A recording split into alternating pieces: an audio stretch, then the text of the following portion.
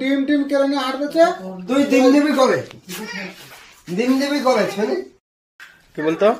ও কি হলো ইয়ের সঙ্গে হলো রানীর সঙ্গে গন্ড হয়ে যাচ্ছে। তো নান্দিনীর সাথে গন্ডগোল হয়েছে। আমার রুমে সকালে বলতে কি আরে বলুন কি নান্দিনীর সামনে খাবো।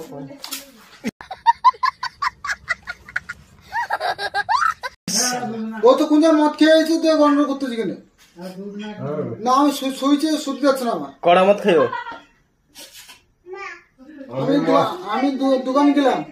ও মদ খাতে যাচ্ছে, ও মদ খাই যাচ্ছে। ও ডিম নিয়ে কোন জায়গায় হাঁটতেছে।